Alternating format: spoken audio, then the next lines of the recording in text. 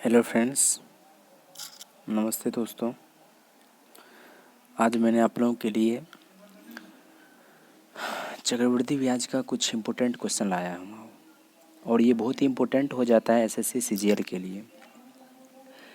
SSC CGL में एक बात आपको ख़ास बात बता दें कि इसमें क्या होता है कि क्वेश्चन इम्पोर्टेंट नहीं होता है। अब आप सोच रहे हैं कि क्वेश्चन इम्पोर्टेंट नहीं होता है, बिल्कुल। क्वेश्चन से ज़्यादा अगर कोई इम्पोर्टेंट है तो वो है सॉल्यूशन। ऐसा सॉल्यूशन जिससे कि हम कम समय में अपने आंसर तक पहुंच पाएँ। अभी जो आप ये सवाल देख रहे हैं, ये सवाल आपके एग्ज़ाम में पूछा हुआ है सीजीएल 2020 में। आप लोग पढ़िए और इसको बनाने की कोशिश कीजिए। पॉज करके 1 मिनट पहले बना करके देख लीजिए। आई होप कि आप लोग ट्राई किए होंगे। चलिए सवाल पे आते हैं।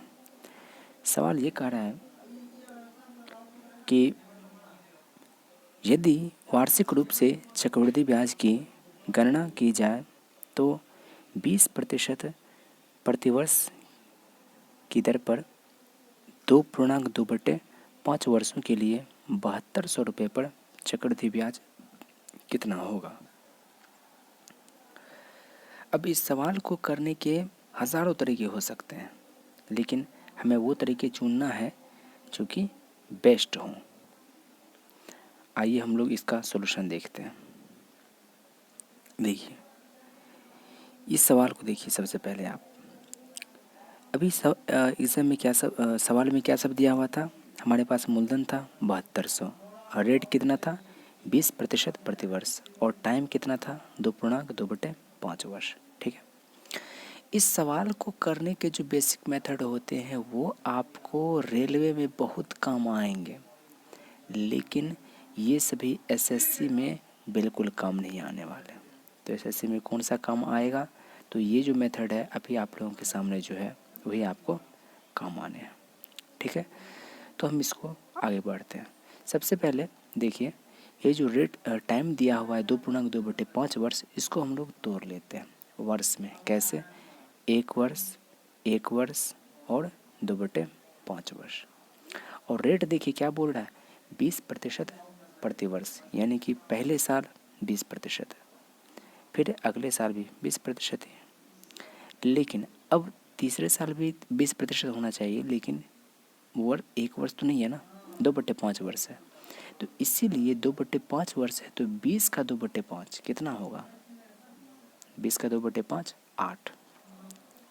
तो हमारे पास जो दिया हुआ था 2.5 साल के लिए जो रेट दिया हुआ था 20%, वो कुल मिला करके अगर हम देखें तो पहले साल के लिए 20% दे रहा है, दूसरे साल के लिए 20% और तीसरे साल के लिए 8%। अब इन तीनों को एक साथ मर्ज कर देना है। कैसे? एक तरीका तो ये होता है, आप लोग जानते ही होंगे, जैसे हम लोग A+B+C+AB/BC+CA इस तरह से होता है।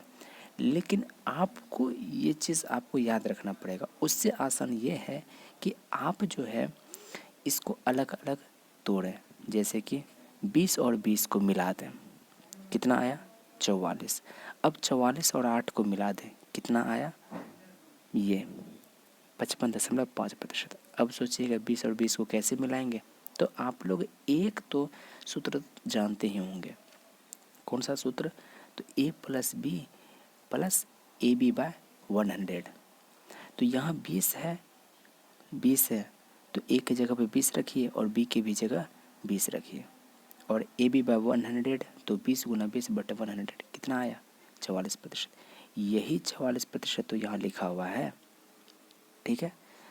अब ये इस दोनों को जब मिलाए तो हमको 4% आ गया, 44% आ गया। अब जो है अब हम लोग मिलाएंगे 44 और 8 को। कैसे? तो बिल्कुल वही मेथड है, वही तरीका यहाँ भी चलेगा। कैसे? तो A+B+AB/100। तो A की जगह पे आप रखिए 44 को और B की जगह पे रखिए 8 को, और फिर A × B यानी कि 44 × 8, और नीचे 100 है तो 100। अब जब आप इसको सॉल्व करेंगे तो 44 प्लस 8 ये हो जाएगा आपको 52, और इस दोनों को जब गुणा करेंगे तो 8 चौके 32, 320, 8 चौके 32, 320, 30, 350, 2 52, और नीचे का 2 पॉइंट। तो इन दोनों को जब मिला देंगे तो हमको आ गया 55.5%। ठीक है। तो अभी तक जो हम लोग राम कहानी जो देख रहे थे उसका सिर्फ इतना सा निष्कर्ष निकला कि इन तीनों को जब मिलाए तो हमको कितना आया, 55.5%। ठीक है। और आप लोगों को पता होगा कि चक्रवृद्धि ब्याज जो निकालते हैं, चक्रवृद्धि ब्याज होता क्या है, तो जो रेट होता है उसी में जब हम लोग मूलधन को गुना कर देते हैं तो हमको आ जाता है चक्रवृद्धि ब्याज, यानी कि कंपाउंड इंटरेस्ट। तो अभी जो हमारे पास आया हुआ है यहाँ 55.5%, इसी को अगर हम गुणा कर देंगे 7200 में तो हमको आ जाएगा इसका चक्रवृद्धि ब्याज। अब देखिए 55.5%, इसको भी तोड़ने के लिए आना चाहिए। हालांकि ये चीज़ और अलग बात है कि आप यहाँ 7200 लिखेंगे और फिर गुना 55.5% लिखेंगे, यहाँ से भी आंसर आएगा, लेकिन हमें आंसर से मतलब नहीं है। अगर आप लोगों को एग्ज़ाम में अगर पर्याप्त समय दे दिया जाए तो एक एग्जामिनर भी जानता है कि कर लेगा, हर विद्यार्थी अपने आंसर तक पहुंच जाएगा, लेकिन समय कम है। तो यहाँ जो है 7200 को आप 55.5% में गुना करने की गलती ना करें। तो यहाँ करें क्या, तो 55.5% को तोड़ लीजिए। कैसे, 50%, उसके बाद 5% और फिर 0.5%। ठीक है। ये तोड़ने के लिए आपको आना चाहिए, नहीं तो फिर आपको सीखना पड़ेगा। बेसिक आप लोगों का बहुत ज़्यादा वीक होगा। तो देखिए इस 7200, अब 7200 का 50%, 7200 का 50% का मतलब क्या होता है, 50% का मतलब क्या होता है, आधा, यानी कि 7200 का आधा। 7200 का आधा मतलब क्या, 3600। ठीक है। अब देखिए, अब हमको निकालना है 7200 का 5%। 7200 का अब हमको 5% निकालना है। अब ज़रा सोचिए, अगर हम लोग 7200 का 10% बोले तो आप क्या कहिएगा, इसका एक शून्य हटा दीजिए, लिख दीजिए 7200। ठीक है, समझ रहे। ठीक उसी तरह अगर हम लोग 7200 का 100% बोल दें तो आप क्या लिखिएगा, 7200 ही लिख दीजिएगा। ठीक है। अब इसी तरह से अगर 7200 का अगर हम लोग कहें 10%, तो आप एक चीज़ देख रहे होंगे, जब हम लोग बोलते हैं 7200 का 100%, तो दोनों शून्य, सॉरी, अगर हम लोग कहते हैं 7200 का 1%, तो ये दोनों ख़त्म हो जाता है। और जब बोलते हैं 7200 का 10%, तो एक शून्य ख़त्म हो जाता है। तो ये चीज़ आपको निकालना नहीं बल्कि आपको दिमाग में रखना है। अब पूछेंगे क्या दिमाग में रखना है, तो देखिए अगर हम कहें 7200 का 10%, तो एक शून्य हटा दीजिए। अगर हम कहें 1800 का 10%, एक शून्य हटा दीजिए, 180। अगर हम कहें 7700 का 10%, एक शून्य हटा दीजिए। अगर हम कहें 190 का 10%, एक शून्य हटा दीजिए। यानी कि जब भी 10% कहा जाएगा आप उससे एक शून्य हटा दीजिए। अगर एक शून्य नहीं है, मान लिया जाए इस तरह से लिखा हुआ, इसका 10% कितना होगा, तो शून्य तो है नहीं, तो आप एक पॉइंट लगा दीजिए। यही है 777 का 10%। समझ गया। तो देखिए अगर हम लोग 7200 का 10% करें तो हमको क्या मिल रहा है, 7200 का अगर हम लोग 10% करें मतलब एक शून्य इसका हटा दीजिए, 720। लेकिन हमसे 10% नहीं पूछा है बल्कि हमसे 5% पूछा है, यानी कि जो 10% आया ना उसका आधा। अब 720 का आधा कितना होता है, 360।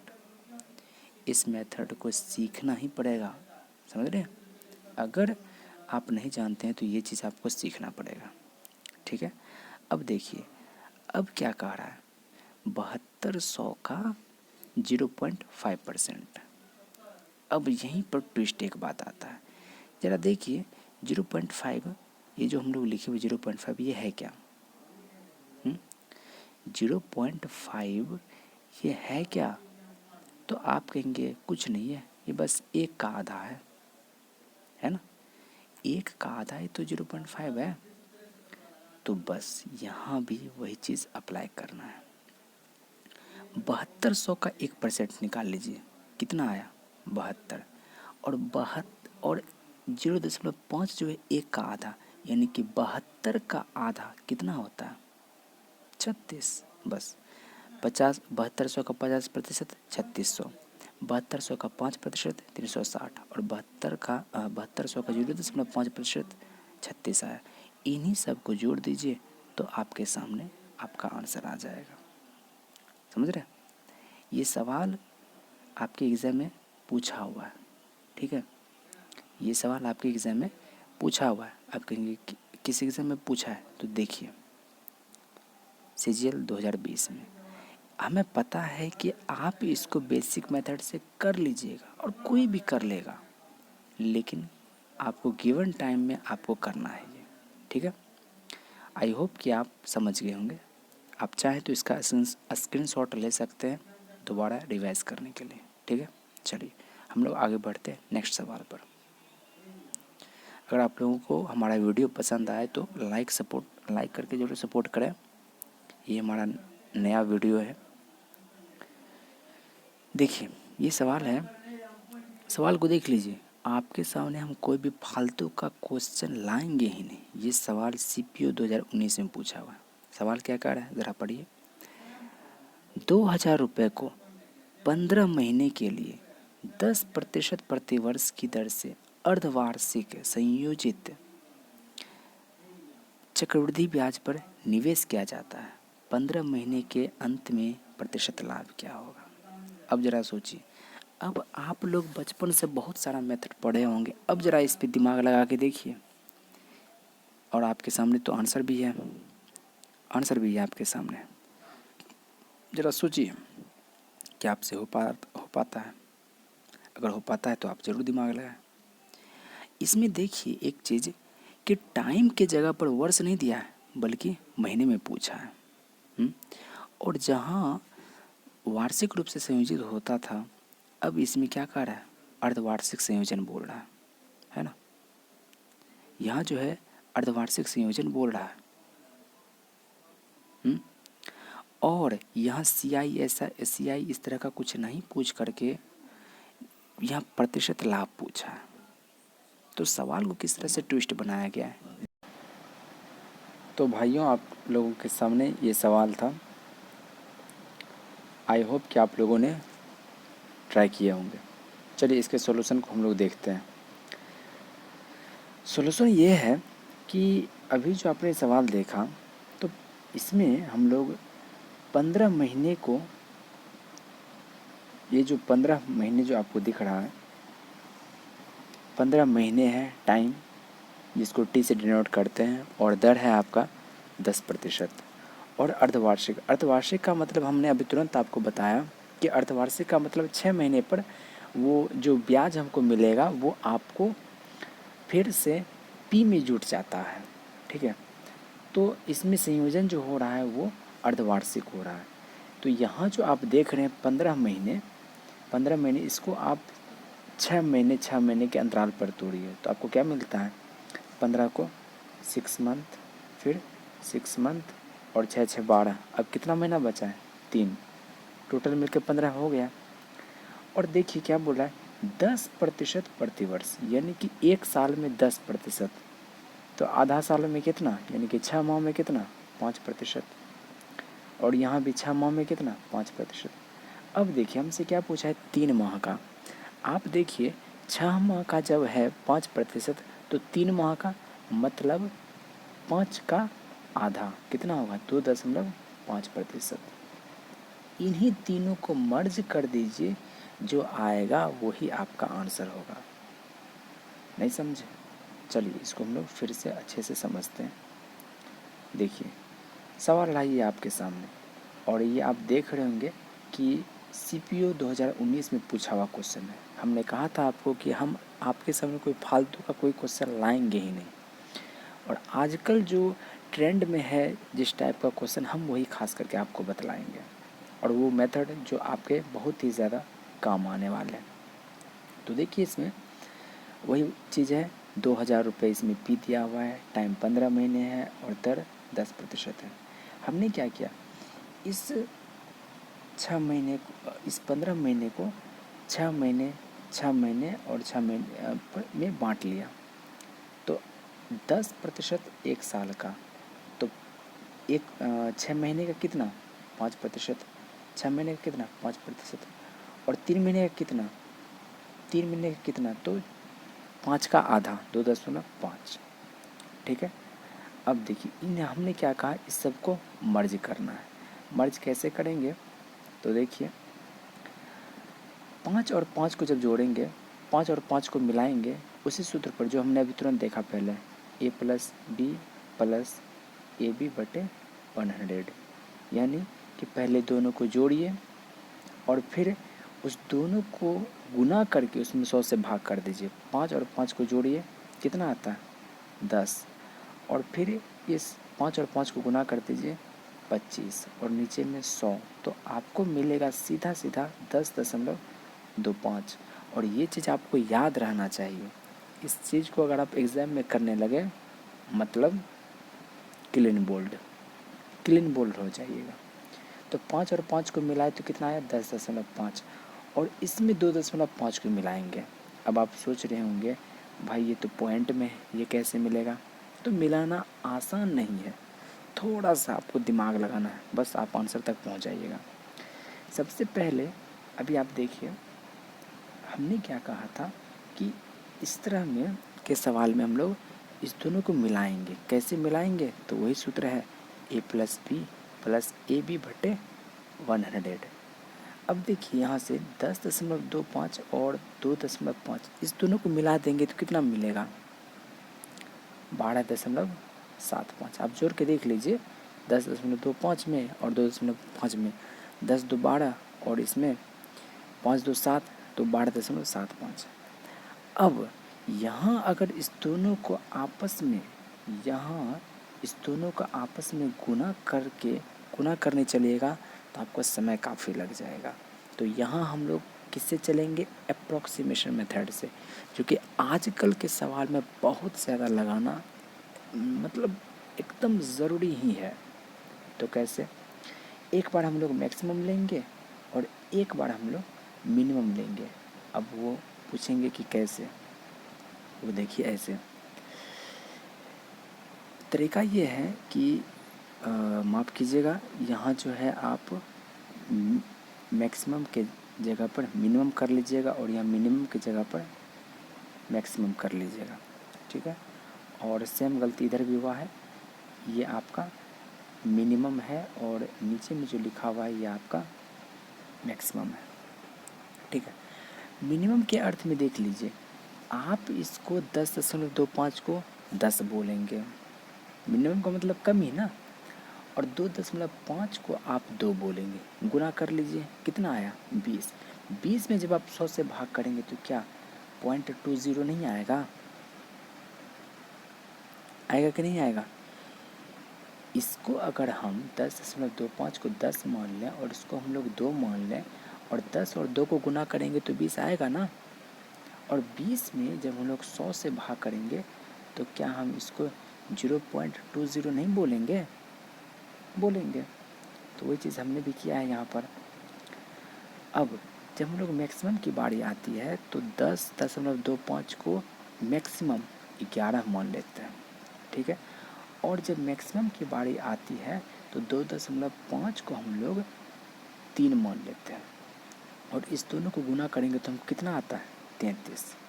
इस दोनों गुना करेंगे 33 ही ना आएगा, और जब 100 से भाग करेंगे तो कितना लिख पाएंगे इसको, तो सीधा 11 को जब 3 से गुना करेंगे तो 33 लिख करके जब 100 से भाग करेंगे तो पॉइंट लगाना पड़ेगा।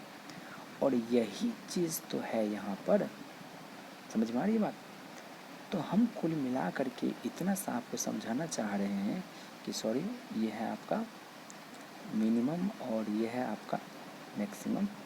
तो मिनिमम आया 2.0 मतलब 0.20, इस दोनों को जोड़ें तो ये है मिनिमम। और जब मैक्सिमम लेना हो तो 12.75 और 3.33, इसको जब लेंगे तो ये आपका 13.08 आया। तो ये है आपका मिनिमम और 13.08 ये है आपका मैक्सिमम, यानी कि इसका जो आंसर होगा ना वो इन्हीं दोनों के बीच में रहेगा। ठीक है, 12.95 से कम नहीं जा सकता है और 13.08 से ज़्यादा नहीं हो सकता है। अब आप कहेंगे कि क्या ये चीज़ हर सवाल में करना पड़ेगा? नहीं, कम से कम एक सवाल में तो करके देख लीजिए, और ये बहुत ही ज़बरदस्त मेथड है। तो अब देखिए आपके सामने 4 ऑप्शन है, 12.5, 13.6%, 13% और फिर 13.04%। अब देखिए 12.5, 12.95 से कम नहीं होना चाहिए, 12.95 से कम नहीं होना चाहिए। लेकिन ज़रा इसको देखिए, क्या ये 12.95 से कम है? तो अर्थात ये गलत है। अब देखिए मैक्सिमम के बारे में देखिए कि वो 13.08 से बड़ा नहीं होना चाहिए। लेकिन ज़रा आप देखिए, क्या ये 13.08 से बड़ा नहीं है? तो ये भी नहीं होगा आपका आंसर। अब आप देखिए एक और चीज़ यहाँ पर कि यहाँ पर एक चीज़ और आप देख लीजिए, ये जो आप देख रहे होंगे यहाँ पर 13.4, क्या 13.4 13.08 से बड़ा नहीं है? अर्थात ये भी आपका नहीं होगा। अब जा कर के हमारे पास सिर्फ और सिर्फ एक ही ऑप्शन बचता है, और वो कौन सा है? तो 13.0%। अब देखिए ये 12.95 से ज़्यादा है और 13.08 से बड़ा है, और इसी दोनों के बीच में आप सोच रहे होंगे क्या इसके बीच में कोई और नहीं हो सकता था? नहीं हो सकता था और नहीं होगा, यही आपका आंसर है। और आपके एग्ज़ाम में आएगा तो आपको इसी तरह से ऐसे सवालों को सॉल्व करना है। अगर आप लोग चाहें तो इस सवाल का स्क्रीनशॉट ले सकते हैं और घर पे इस सवाल को बार बार प्रैक्टिस करें, फिर जा कर के आपको समझ में आएगा। और ये समझना ज़रूरी ही है, अगर आप तैयारी CGL की कर रहे हैं, CHSL की कर रहे हैं, या फिर अभी जो आप नया नया पैटर्न जो आप देखने वाले हैं, उस पैटर्न में भी आपको इस सॉल्यूशन को, इस मेथड को फॉलो करना ही पड़ेगा। ठीक है, चलिए आगे बढ़ते हैं। ये सवाल है आप लोगों के सामने, आप लोग इस सवाल को घर से करें। सवाल में दिया हुआ है 18,000 रुपये 16 महीने के लिए 8% प्रतिवर्ष की दर से अर्धवार्षिक संयोजन। हमने कहा है अर्धवार्षिक का मतलब क्या होता है? 6 माह पर संयोजन होगा। और 16 महीने को अगर हम लोग 6 महीने में बांटें तो क्या क्या लिख पाएंगे? 6 मंथ 12 हो गया। अब कितना महीना बचा है? मात्र 4 महीने बचा है। और यहाँ देखिए दर को देखिए, 8% है एक साल में, 8% है एक साल में। तो आधा साल में कितना होगा? आधा साल में 4%, यानी कि ये जो आप देख रहे हैं, ये जो आप देख रहे हैं 6 महीने के लिए कितना होगा? 4%। फिर 6 महीने के लिए कितना होगा? 4%। अब दिक्कत की बात आती है 4 महीने के लिए कितना होगा? अब आप ज़रा सोचिए, 6 महीने के लिए 4%, तो 4 महीने के लिए कितना? 4 महीने के लिए कितना? तो 1 महीने के लिए निकालेंगे कैसे? तो 4 में आप 6 से भाग करेंगे, और ये तो 1 महीने का निकला, आपको 4 महीने का ना चाहिए, आप 4 से गुणा कर दीजिए। इस तरह से आप देखेंगे कि आपको 8/3 आ जाएगा। 4 चौके 16/6, 4 चौके 16/6, 2 से जब भाग करेंगे तो ऊपर में 8 आएगा और नीचे में 3 आएगा, तो कुल मिला के 2.66% आएगा। अब हम इसको थोड़ा सा साफ अक्षर में लिख देते हैं। यानी कि पहले साल के लिए मतलब पहले 6 महीने के लिए 4%, अगले अगले 6 माह के लिए 4%, लेकिन अगले मात्र कितने महीने के लिए, 6 माह 2 हो गया, अब 4 महीने के लिए कितना आया था, 2.66%। इन्हीं तीनों दर को आप मर्ज कर दीजिए आपस में, जो आंसर होगा वही आपका, जो आएगा वही आपका आंसर होगा। तो इस दोनों को तो निकालना काफ़ी आसान है। हमने कहा था इन दोनों को जोड़ लीजिए 8, फिर इन दोनों को गुना कीजिए 16 और 2 अंक के बाद पॉइंट लगा दीजिए ये। अब इन दोनों को मिला दीजिए आप। अब इन दोनों को कैसे मिलाना है वो आप समझिएगा। हमने कहा है फिर से वही वाला मेथड लगाइएगा, a + b + ab बटे 100। एक बार इस दोनों को जोड़ लीजिएगा, फिर इस दोनों का गुना कर लीजिएगा, मैक्सिमम लीजिएगा और मिनिमम लीजिएगा। मैक्सिमम जब लीजिएगा तो 8.16 को लिखिएगा आप 9, और जब मैक्सिमम लीजिएगा तो 2.66 को लिखिएगा 3। ठीक है, समझ रहे बात को। और उसी कंडीशन में और जब मिनिमम लेंगे तो पॉइंट वाले से पहले वाला अंक लेंगे।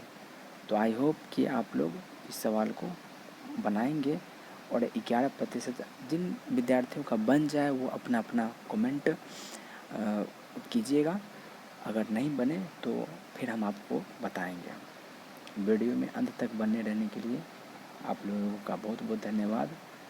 और अगर आप लोग नए हैं, इस चैनल पे आए हैं, तो लाइक एंड सब्सक्राइब ज़रूर करें, जस्ट हमारे मोटिवेशन के लिए कि आप लोगों को समझ में आ रहा है।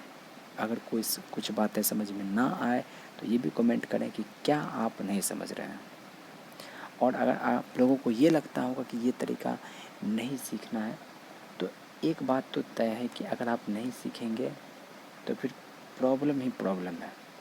फिर आप एसएससी के बारे में नहीं सोचिए, क्योंकि अब सवाल जो है वो थोड़ा सा लेंदी टाइप का आने लगा है, इसी टाइप का। अब देखिए ये जो अभी हम सवाल आपको बता रहे हैं, ये सवाल भी आपको पूछा हुआ क्वेश्चन है। अगर आप प्रीवियस क्वेश्चन बनाते होंगे तो आपको मिलेगा कि ये 2018 का क्वेश्चन है। तो आपको अभी इन सभी सवालों से एक्वेंट होना ही पड़ेगा, परिचित होना ही पड़ेगा। वीडियो में अंत तक बने रहने के लिए बहुत बहुत धन्यवाद आप लोगों का। और आप लोग को कुछ नहीं, बस पढ़ाई करते रहिए। शुक्रिया।